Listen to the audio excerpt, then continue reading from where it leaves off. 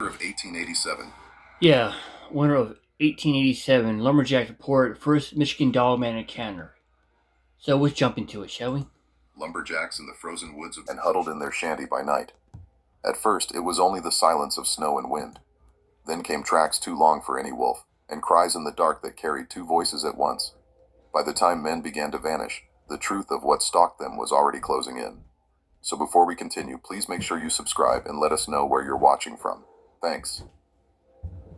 I was hired on as a sawyer in the winter of 1887, when the snow still stood hard over Wexford County and the creeks were locked.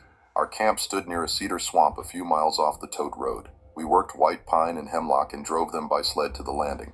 The company issued rough blankets, a bunk, and $20 a month with board.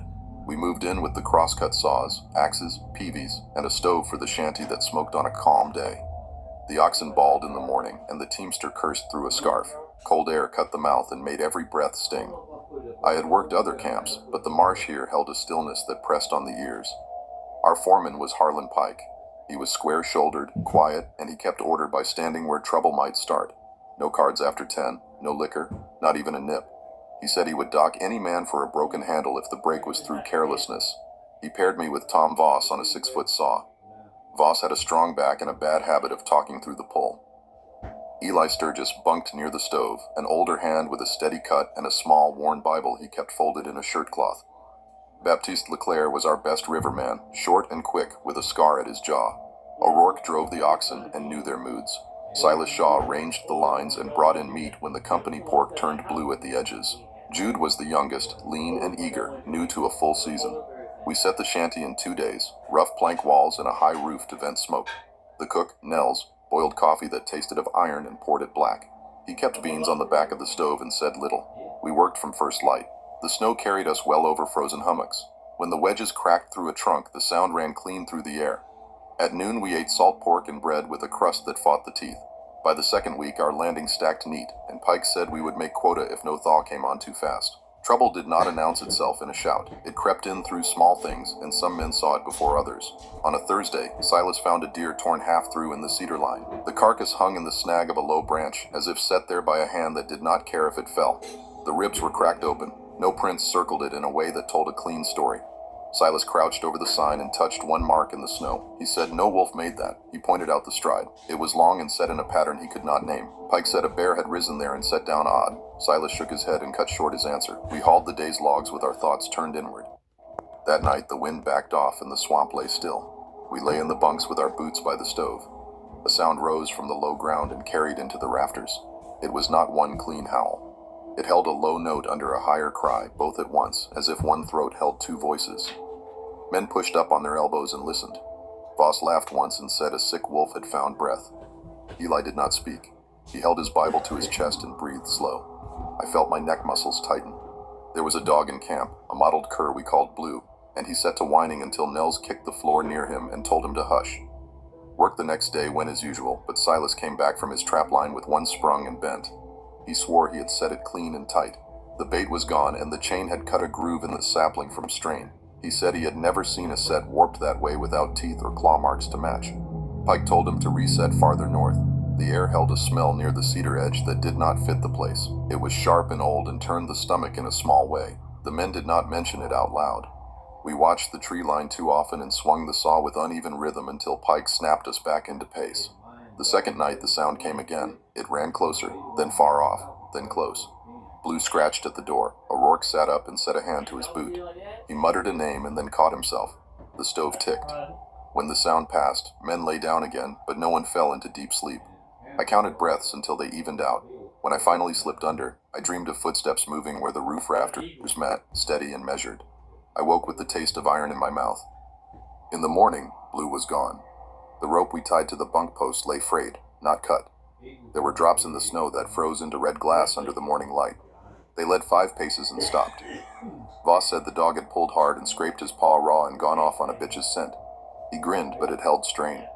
Jude asked if we should look for him. Pike told him to eat and haul. He said no one left the cut for a dog. I felt anger climb my chest, then it cooled. I knew Pike was not wrong for a foreman. Still, the empty space beside the shanty door made the camp feel exposed. At noon, O'Rourke told us in a low voice that he had seen something on the tote road at first light. He had gone out to check the sled runners. He saw a tall shape cross the empty path where it cut between the spruce. It moved upright. It turned its head once. He said he saw ears rise from the skull. He held his hands apart to show the width of the shoulders. His hands shook. Voss told him he had seen a man in a fur cap. O'Rourke said the arms reached below the hip in a way that did not fit a man. He swallowed and looked down at his food. That evening, Pike walked the perimeter of camp with Silas. He came back with a flat face and told us to stack more wood inside. He did not say why. When we went to close the door at lights out, we saw 4 deep marks in the plank near the latch. They cut clean through the grain and stood at the height of a man's chest. The wood curled outward along each furrow. Pike ran his thumb in one groove. He said a porcupine had tested the salt from our hands. No one answered. Eli laid his Bible under his straw tick and set his boots close, as if he meant to move fast before waking eyes fully opened. The next day, Silas asked for a hand to check the northern line. I went with him. We moved past the cedar stand where he had found the deer. The air was still. The snow held our steps in a soft crunch. He showed me a spot where 2 prints had set deep and the rest had barely marked the crust, as if weight had shifted forward for a leap. The prints were long. The heel sat narrow, and the forepart spread where weight met. There were no claw points where I expected them, only pressure lines. Silas did not name it. He said we should turn back. On the way in, we passed a fir with bark stripped in 4 long lines from shoulder to face height to above a man's reach. The resin bled. I measured the height with the handle of my axe. It went above it by 2 hands. By dusk, the sky clouded and held a pale lid over the trees. Nels set venison stew on the board, dark and thick. The men ate in silence. When the stove popped, every head turned. Jude asked if the company would move us south if the thaw came. No one answered. After we lay down, the sound came again, closer than before, and a second voice rose under it, lower and rougher. It circled the camp once and then stood still beyond the shanty wall. Boards creaked. A breath moved under the door and carried the same sharp and old smell from the cedar edge. Someone retched into his blanket and then covered it up. The morning brought clear light and a brittle cold. The marks on the door were deeper. The latch had a new bend in it. Outside, the latrine door hung on one hinge, and the post it had been tied to showed teeth marks that were not bare. The oxen shifted and rolled their eyes. O'Rourke stood with them and spoke in a low voice. Pike called us to work with a tone that told us not to ask questions. We walked to the cut with a sense that the road behind us had changed in some way. We fell into the rhythm of the saw and tried to drive our thoughts into the teeth. The tree groaned and came down true. It felt good to stand over clean work. But when we limbed the trunk, Jude called out from the far side. A track had crossed the bed of needles while we worked. It set one foot on the clean wood and stepped off again. The print stood clear in the sap. It held the same long heel and spread forepart. Men gathered, and breath steamed over the mark until it blurred. Pike sent us back to the hall. He told Jude to keep eyes on the ground and the branches both. Near dusk, Silas did not return on time. He had gone to check the lines beyond the cedar hump with Baptiste. Baptiste ran in near dark with his cap off and his breath gone. He said he had lost sight of Silas at the edge of the swamp when the light went flat. He had heard a sound in the brush that he did not know. He had called, and Silas had not answered. Pike pulled on his coat. He told 5 men to bring lanterns. He told Nels to keep the stove hot. He looked at me and said to take the back end of the line. My mouth went dry. I nodded and checked the oil in my lamp. We set off with 6 men and 3 lanterns. Pike took the front with Baptiste at his shoulder. I walked behind them with Jude. Voss and Eli brought up the rear. The night had no wind. The snow made a thin grind under our boots. We passed the cedar hump and moved into the darker ground beyond it. Pike lifted his hand now and then, and we stopped so he could listen. The lanterns threw small circles of light and left everything else dull and uncertain. Baptiste kept glancing left as if he expected a shadow to detach and move. At the edge of the swamp, we found Silas's trail where it ran straight for a while and then shifted. It began to wander as if he had changed his mind or seen something he meant to check. Pike crouched and traced a line with his glove. He pointed to a scuff where the heel had slipped. He did not say more. We followed the marks as they swung toward a deadfall. There we found his cap punched into the snow. A smear ran 4 feet and stopped. Baptiste stood over it with his mouth open. Jude swallowed and tightened his grip on the lantern handle. We spread out in a careful line and moved beyond the deadfall. There were 2 sets of tracks then. One was Silas's, the other set down far apart, deeper at the front. They came from the side and joined his path. The snow was packed where they met. A few short strides later, the marks grew shallow, and then Silas's steps cut off. The ground showed a channel where weight had pushed through and lifted again. Pike walked the next 10 feet without speaking. The second track curved away. There were drops on the crust that had turned dark and hard. He touched one with the back of his glove and then stood. He said we were going back. Baptiste's face worked. He said he had left Silas only for a minute. He said he had turned because he heard movement behind him, and then nothing. Eli told him to hold his tongue until we were inside. Pike set a hand on Baptiste's shoulder and then took it away. We kept the lanterns shaded on the walk-in. Once, something moved through the brush 30 yards out and stopped when we stopped. The snow held a faint crunch and then no sound. Jude breathed through his mouth. Voss muttered that it was a moose that had lost its herd. No one answered him. Back at the shanty, Pike counted us twice. He told Nels to lay coffee on the board and told the rest to sit. He said no one was to go out alone until first light. He set watches at the door in pairs. I took the second turn with Jude. Before we lay down, Eli asked Pike if he would lead morning prayer. Pike shook his head and said Eli could do it at the table before work. Eli nodded and did not press. During the first watch, a sound moved across the roof. It was a slow weight that tested the beams and then lifted. Snow slid down from the eaves. Voss and O'Rourke stood by the door with axes in hand. They looked at each other and then at the ceiling. The sound passed. In the quiet after it, we heard a low breath near the wall by the stove, and then a light scrape against the chinking between the logs. Eli whispered a line from his Bible and fell silent. When my turn came, I felt my hands tremble and pressed them to my thighs until the feeling eased. Jude kept his eyes on the latch. He asked me if this was a man's work. I said I did not think so. He asked if it would come through the door. I said the bar would hold long enough for a cry. He nodded and adjusted his coat. An hour passed with nothing more than the stove ticking and the wet breathing of sleeping men. Near the end of our watch, a shape moved past the frosted window. It blocked the small light coming through the ice. It paused and turned. The frost thinned where breath touched it from outside. Jude raised the lantern and the shape slid away without a sound. We did not wake the others. We did not speak. When Voss and O'Rourke relieved us, Jude only said the hours had been quiet. At daybreak, Pike gathered us and spoke plain. He said Silas was gone. He said we would search again when the light grew full, but we would not split into single men. He said we would work after that if the search turned up nothing. He said the company did not pay us to stare at trees. His voice had an edge I had not heard before. It sounded forced, as if he fought something under it. Eli opened his Bible and read a short passage in a flat tone that did not slow the room. Baptiste did not eat. Nels put a bowl in front of him anyway and pushed his spoon into his hand. We took to the line in two groups. Pike led one with Baptiste and O'Rourke. I went with Voss, Eli, and Jude. We walked along the swamp edge where we had found the tracks. The morning light gave us better sight of the ground and the trunks. We found where the other set had crossed a narrow run of water. The prints were deeper on the near bank and light on the far, as if the thing had cleared distance without effort. Voss stood with his hands on his hips and looked up at the branch above the run. It was cracked and hanging. He looked down again and closed his mouth. We found no sign of Silas beyond that. The snow held a few dark drops and then nothing. We circled until noon and then cut back to camp by a longer route. Along the way, we found one of Silas's traps 30 yards off the line, snapped and folded in on itself. The chain was kinked. The bait stick was split. Eli picked up the trap and turned it in his hands. He said no man had done that with fingers. He set it down and wiped his palms on his coat. When we reached the shanty, Pike's group had already returned. Baptiste stood by the door with his shoulders up and his eyes on the ground. O'Rourke sat on a sled runner and ran his thumb along a groove. Pike said they had found nothing but more crossings and old sign. He said we would keep the oxen close and the doors barred after dark. He told us to work the near stand for the afternoon to keep hands busy. We cut at a half pace. No one spoke unless it was to mark a step or call the fall. The lines of our saws grew ragged when the sound out of the swamp broke through the steady rhythm. It was not loud. It was a low call, close to the ground, and answered by a second call farther back. It had a measured rise and fall that matched no animal I knew. Jude's blade slipped and bit into his glove. He hissed and shook his hand. Blood spotted the snow at his feet. He wrapped a strip of cloth and set his jaw. By sundown, the sky showed a thin band of clear light in the west, then went dull again.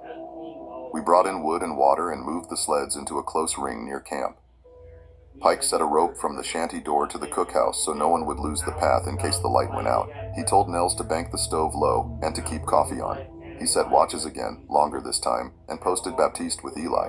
He put Voss with me and kept Jude inside to rest his hand. O'Rourke took a double turn by his own choice. The first part of the night held. The second watch broke on a sound at the oxen.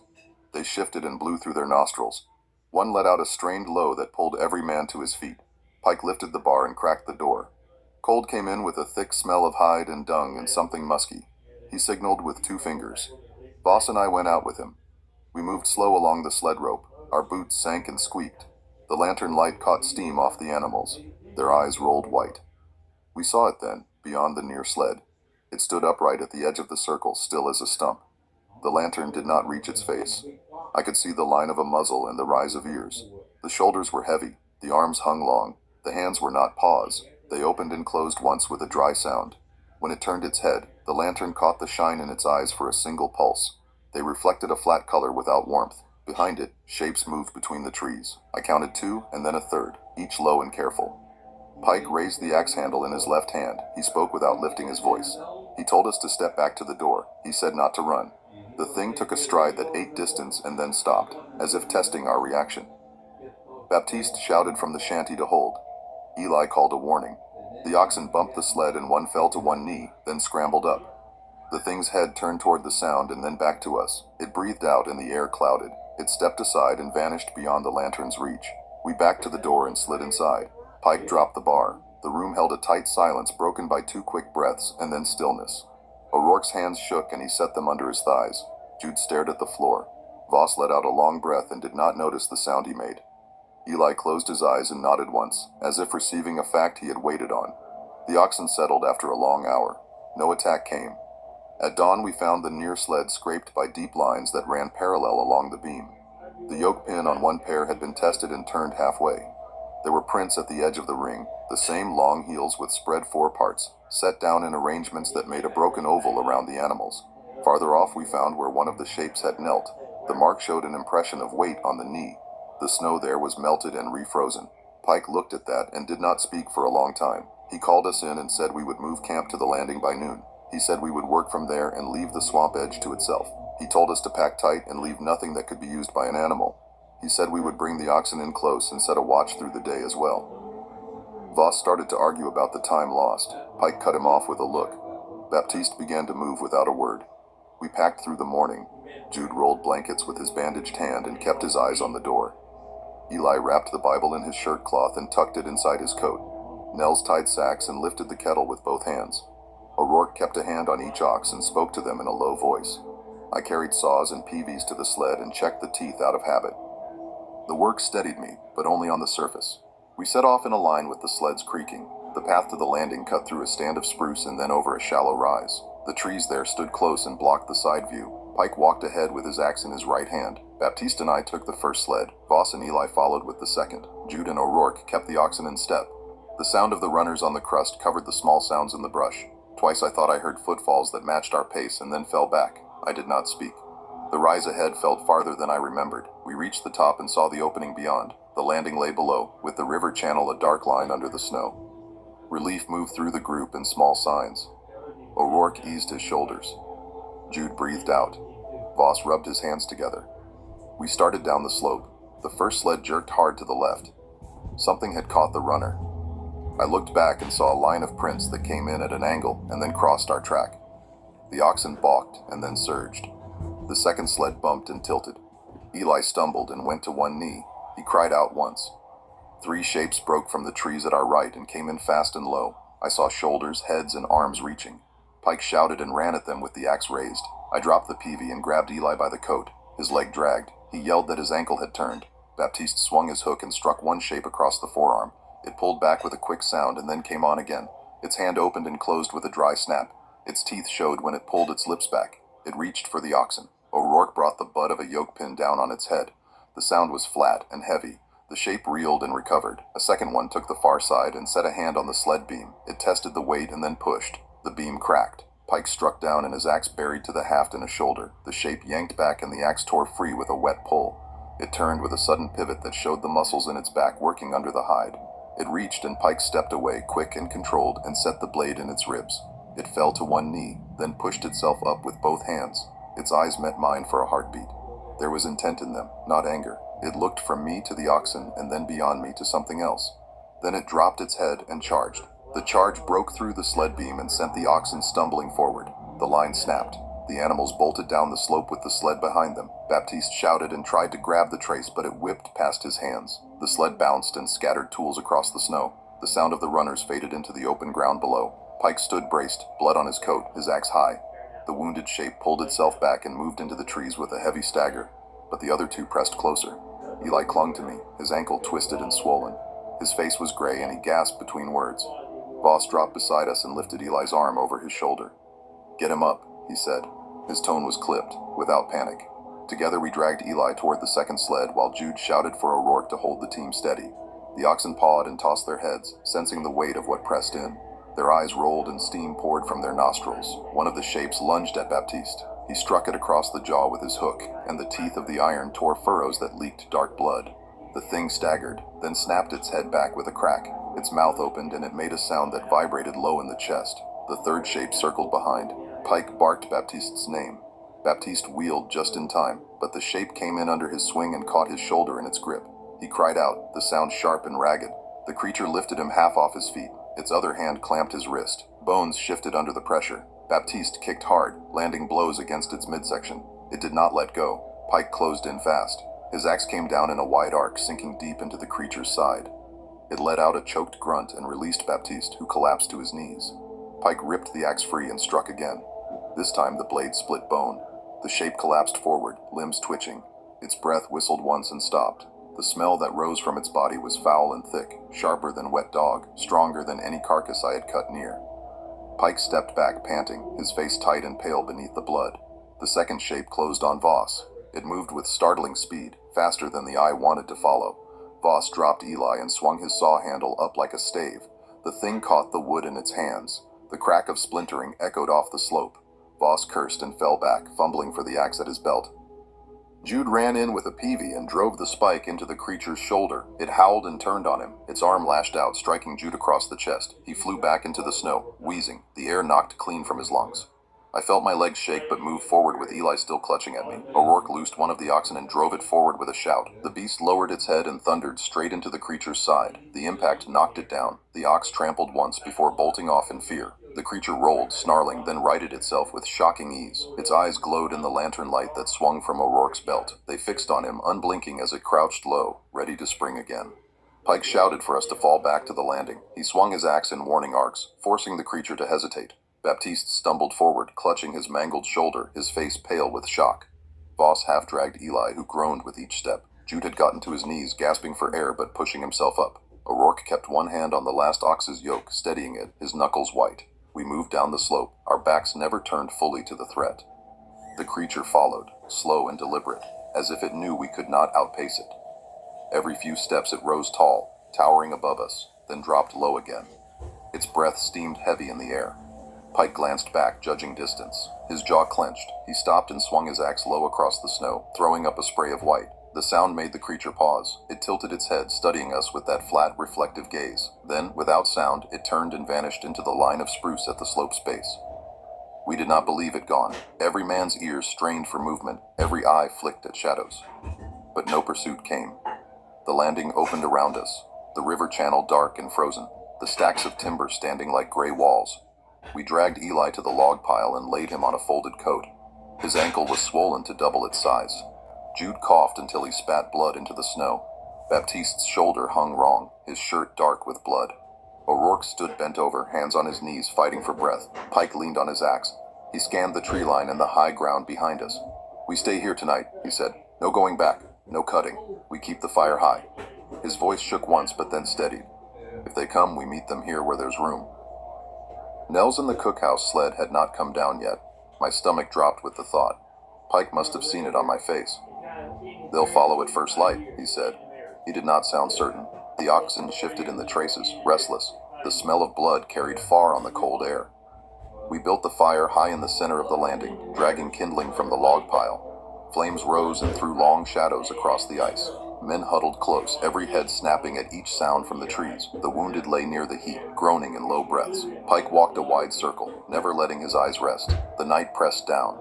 At intervals we heard the calls from the swamp, deeper now, more than two voices, moving in patterns around us. Each time they called, the oxen moaned and tugged at their yokes. Baptiste whispered prayers in French, his words stumbling, broken by pain.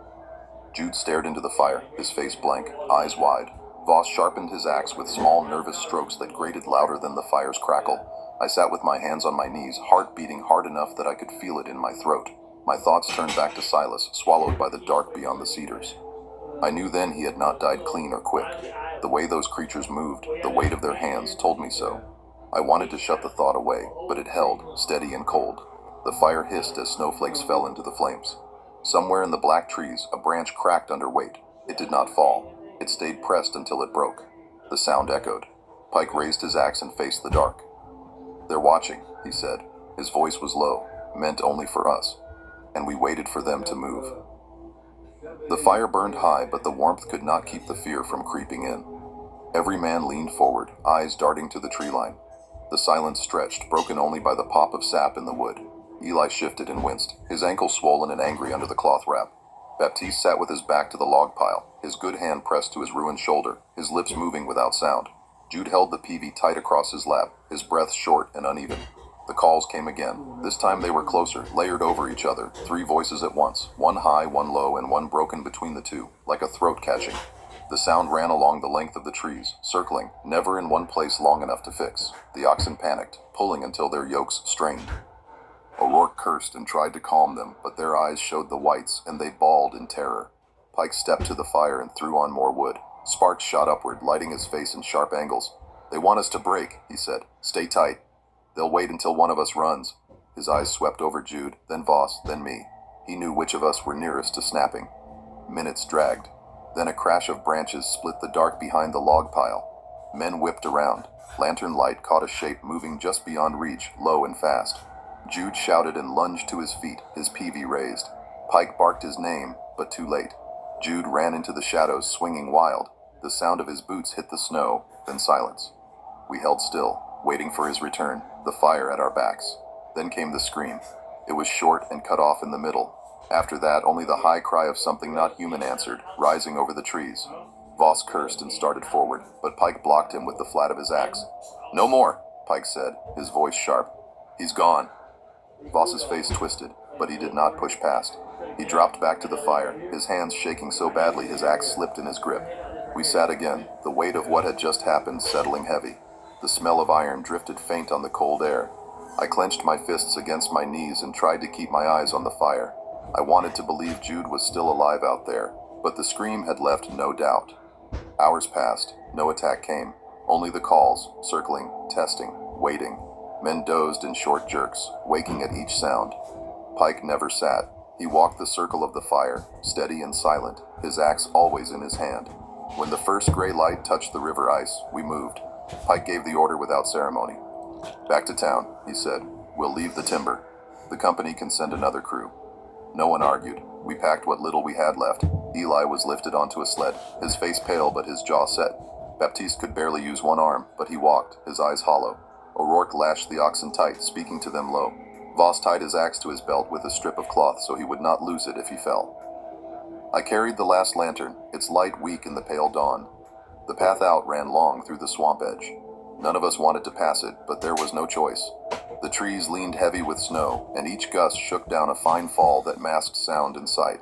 We moved quick but held the line close. Every man looked at the brush as much as at the trail. Halfway through the cedar stand, the oxen balked. They snorted and refused to step. Pike pushed forward to drive them on. That was when the shapes appeared, 3 at once, standing in a loose half-circle ahead, tall, wide, and wrong. Their eyes caught the light, pale and flat.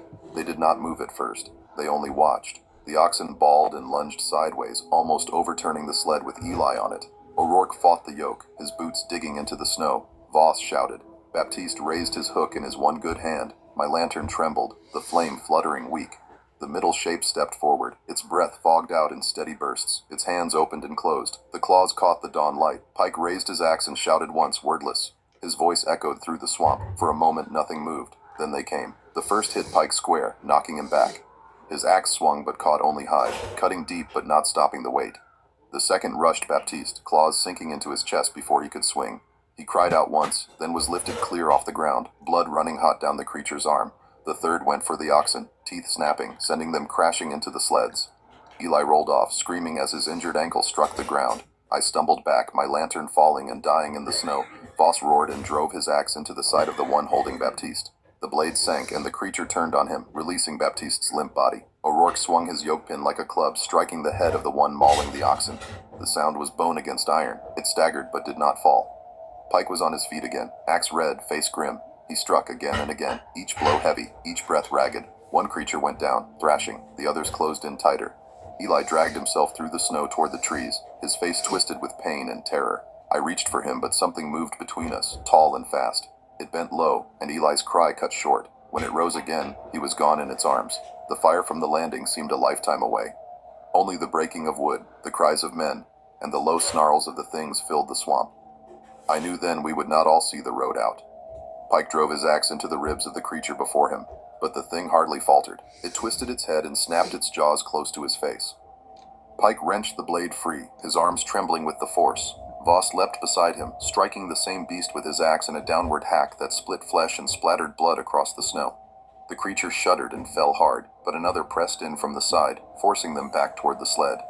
Baptiste lay still where he had been dropped. His chest did not rise. His eyes stared open, glassed over with frost already creeping at the edges.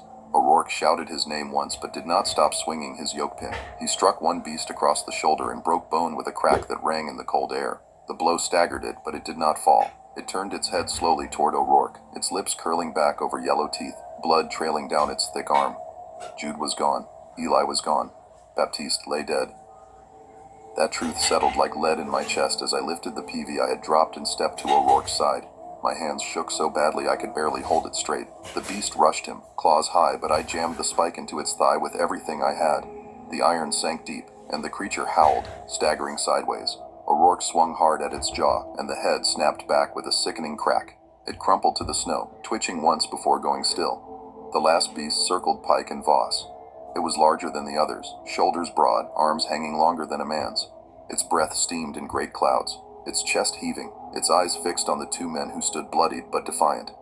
Pike raised his axe, but his arm shook with exhaustion. Voss spat blood from his split lip and squared his stance, both hands white-knuckled on his axe handle. The creature lunged, faster than either could react. It slammed into Voss and carried him down. Snow burst up around them. Voss roared, swinging wild, but the beast pinned him with one arm and raked across his chest with the other. The sound of tearing cloth and flesh turned my stomach. Voss screamed once, then fell silent as the creature tore into him.